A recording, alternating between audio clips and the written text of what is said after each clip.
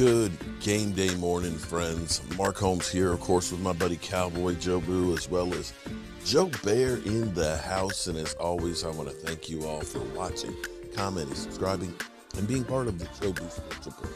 Without you guys, as well as you ladies, you know that this literally does not work. So let's get open for business here, and let's wake up the football gods here on this Sunday morning. Wow, week 17. The 16th game for the Dallas Cowboys. What would normally have been a season-ending game. Of course, we've got one more week next week. And, man, wow, what a season it's been. 11-4, and now the Dallas Cowboys taking on the Arizona Cardinals. And you know that this is a no-win situation for the Dallas Cowboys because, you know, what happens every week? Every week, the Cowboys go against, say, Washington. Oh, my God, Washington football team, they've beat the Tampa Bay Buccaneers. They're on a 4-game win streak. Tyler Heineke, you know, he's drinking Heineken and everything else. The Washington football team has got it together. Ron Rivera, great coach and leader of the team. The Cowboys beat them. Oh, Washington, they're nobody. Oh, you didn't beat anybody. You mean yesterday you were saying we were going to lose to them, we beat them, and now they're nobody. Do I have that right? Because that's the way it goes with the Cowboys. Now, the Cardinals are in a bit of a slump. The Cardinals have been having issues. Their best edge rusher is out. The cornerbacks are hurting. They got practice squad guys they brought up to play in this game. Kyler Murray doesn't seem to be the same guy he was when they started out 7-0.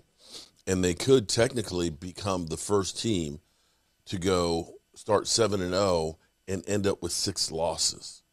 It's been that bad, actually, with the Cardinals. So the Cowboys win. You'll hear, of course, tomorrow they didn't beat anybody. The Cardinals are just a bad team. If they lose, of course, like say the Cowboys, of course, are just a bad team. And in the past, in playoff years, we've had a clunker of a game late in the season that kind of put up the warning flags of, is this really that team that can do some damage? Hopefully, with the Dallas Cowboys really getting together, the thing that you look at for the Dallas Cowboys defense, after the Raiders game, which was probably the worst game of our defense, we gave up 36 points, couldn't stop them in overtime. Since that time, we have been getting player after player back on the defense. Of course, we got DeMarcus Lawrence back. We ended up getting Randy Gregory back. We got Tristan Hill, although he got suspended and then had COVID. He's been in and out of the lineup. And we've got Neville Gallimore. Since those pieces came back to the Dallas Cowboys, that Dallas Cowboys defense, that front has been outstanding. You could look and say that front, when they have all of those guys together, is probably the best front that we've had since the 90s. Fact, we've had great edge rushers, Marcus Ware and Hatcher one year. But we haven't had a great across-the-board front defense. And with Micah Parsons being the lion, the wild card, and everything else, you see the potential of that defense. Now, granted, they have been playing some teams that aren't exactly great ones, with the Giants and Washington and things. But any given Sunday, the Giants can beat the Eagles. Any given Sunday, Washington can beat Tampa Bay. And now, maybe we will have the same effect on the offensive line side of the ball. Finally, we have Zeke Elliott healthy. He says he's getting close to 100%. Best his knees have felt in weeks. And now, finally, when we were in training camp and they ended up penciling in the starting lineup of La'el Collins, Connor Williams, Tyler Baddish, Zach Martin, and Tyron Smith, I believe this is going to be the first time that all 5 of them will actually play together. Let me say that one more time. This is week 17, and for the first time this season, all 5 of the original starters will actually play together. We had Tyron Smith in and out of the lineup. We had Lyle Collins suspended and out for basically 7 games. You know, he was suspended for 6. They didn't start him the 7th game that he came back. But you had Terrence Steele playing at the right and playing on the left. You had Connor Williams and Connor McGovern going back and forth. The offensive line has been in flux. And as much as they always say it's the quarterback, well, there's been mitigating circumstances. I dare say that this is the first time, not only having the offensive line together, having everybody that you penciled in as your starters, with the exception of Blake Jarwin, out there together. Amari Cooper, CeeDee Lamb, Michael Gallup, your whole offensive line, Zeke, Tony Pollard, and Dak. And hopefully what we'll see a well-oiled machine going against the Cardinals, going out and getting a win and continuing to roll towards next week against the Eagles. Today will be a big day. We'll be live streaming starting out at 12:45 because we got to see what the Eagles do against Washington. We'll watch the Giants versus the Bears, and then we'll roll into our game at 4:25 with the big sub. And then, of course, we'll roll on it into watching the Green Bay Packers game. So it's going to be a long, long day. I got to go up here and get chicken marinated. And we're going to end this with Good Morning Football weekend. And how big a threat are the Cowboys versus the Cardinals? But we're not really together. And Rob, can you give us a little maybe advice or just a little guidance to start off the year right? Oh, yeah, easy. Believe, behave, become. Believe that you possess the power to overcome any situation. Behave like you've already accomplished your hopes and dreams and become the person you want to become in 2022. Let's get it, man. Act like you've been there before. Bro, I'm just going to... Love it. Seriously, that's what I've been doing for my entire career, and here I am now. So it's great to see you guys. Mike, I'm just going to start calling you like every day just for a pep talk. Motivational speaking is in your future. All right, let's get to some of the chaos that we have coming our way tomorrow. Take a look here at the playoff picture. Of course, the playoffs almost here. 2 more weeks to go. And in the AFC, the Chiefs, they could lock up the top seed tomorrow with a win and a Titans loss.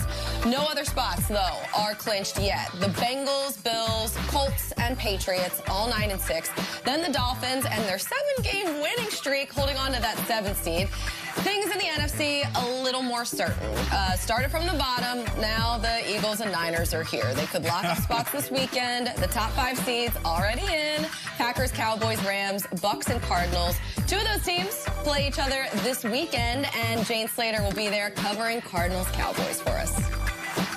Against the Cardinals Sunday, the Cowboys will once again be looking to employ that fastball offense that was so successful against Washington last week. Now, what is fastball offense? It was Amari Cooper explaining that it's essentially no huddle, but every skilled player knows each other's position, so there's an element of surprise. And even Zach Martin says because of how quickly they get into it, opposing defenses are mostly forced to play in a base defense. Amari Cooper even said that he had an opposing player for Washington say, you guys need to slow it down. Well, don't look for them to slow it down against this Cards defense. They are, in fact, looking to continue to ramp it up as they look to get a #1 seed and force playoffs to come through Dallas.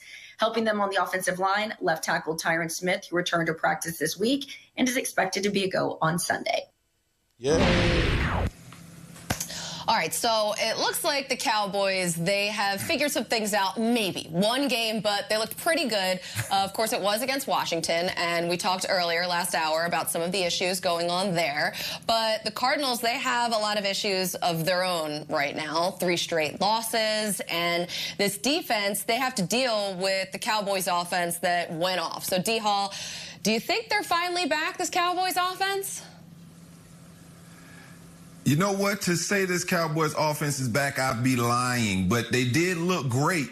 And part of the reason they look great is they were picking up the tempo. They were taking what the defense gave them. You know, Washington was a little bit depleted as well, down to like their third and fourth linebacker, special teams guys who were out there. It's going to be a different test when you talk about what the Arizona Cardinals bring. So I still need to see a little bit more from Dak Prescott and this offense. They did an excellent job at putting defenders in situations that they couldn't win. It was always two guys in this zone flooding this area, or two guys creating a high-low, making you make a decision, right? Getting in and out of breaks. And so for me, I still need to see Dak Prescott in this offense show me how they're going to play when you talk about playoff caliber football. We haven't. I love how everybody always says, I need to see more.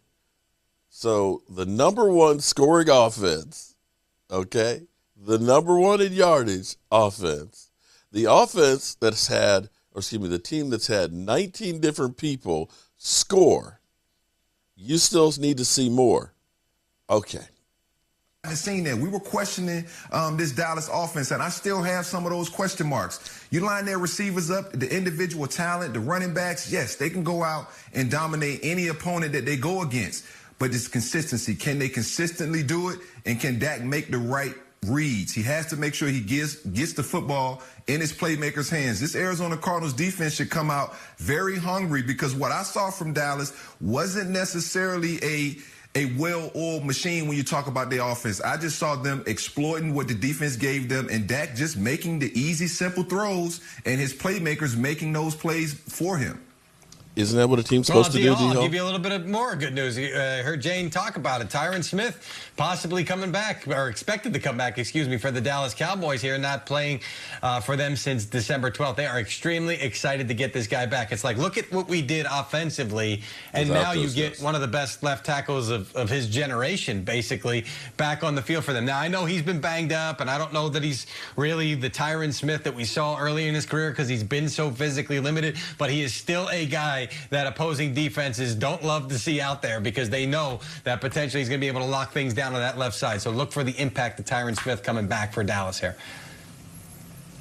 Yeah, they're missing Tyron Smith. I mean, that's the backside, the blind side for Dak Prescott when he's dropping back and he's pushing the ball downfield. But, I mean, I look at this Dallas Cowboy offense, and, yeah, they haven't been great, but they still been winning games, right? They lead the division, and they're one of the top seeds in the NFC. But I'm going to look at this Arizona Cardinals defense, man, because I don't think this Arizona Cardinals team doesn't look like it plays with a lot of urgency. And Vance Joseph, he has to be ready for that speed ball, right? We ran a version of speed ball in Seattle in 2011, and we were terrible at it. We lost a lot of games. But I'm not here to talk about that 2011 football team. But this Arizona Cardinals team has to be ready for that speed ball, and Budda Baker has to be the guy communicating with the back end, communicating with the secondary, and kind of be that interchangeable piece. D-Hall, you know what I'm talking about. When you're doing that speed ball, or you're going up against an offense that likes to get on the ball real fast, sometimes they line up in things that your defensive personnel isn't ready to defend. So Budda Baker is that guy that can drop down in the box. He can go down and play that nickel coverage, and he's a sure tackler. He's one of the leaders on this team with 92 total tackles, 5 tackles for a loss, and he has, 2 quarterback hits. So he affects the game in every single way, getting interceptions, hitting receivers, hitting on the quarterback, sacking the quarterback, rushing the quarterback. Budda Baker has to be an integral part of how the Arizona Cardinals defend the Dallas Cowboys, or the Arizona Cardinals are going to be just sitting looking, and Kyler Murray is going to continue to get the questions about how they're not playing well. And so, there you go. Cardinals got to. There you go. So the Cowboys, a chance to, well, I would say shut up the critics, but that'll never happen. The Cowboys, it doesn't matter what they do, will never be considered a good team. It's just, that's just the way it is when you're a Dallas Cowboy player. The final note here this morning, what's kind of crazy, because Miss Jackie sent me a good morning message, and she told me about the 25-mile-an-hour wind gust and how the temperature has dropped like a rock, and they literally have -2 wind chills. That the wind chill in Dallas is colder than Green Bay. Now, Green Bay, they woke up this morning with 10-degree weather, which is still cold. It's cold as shit. And light winds. But who would have thought that the weather would be colder in Dallas in January than in Green Bay? Here, well, it's a balmy 55 going to 63 before the temperature drops like a rock here, and then with the chance of snow. I'm Mark Holmes, and, well, I got to get set up for the game day. You know how we roll. Mark Holmes here, and as always, I want to thank you all for watching, commenting, subscribing, and being part of the Joe Boo Sports Report.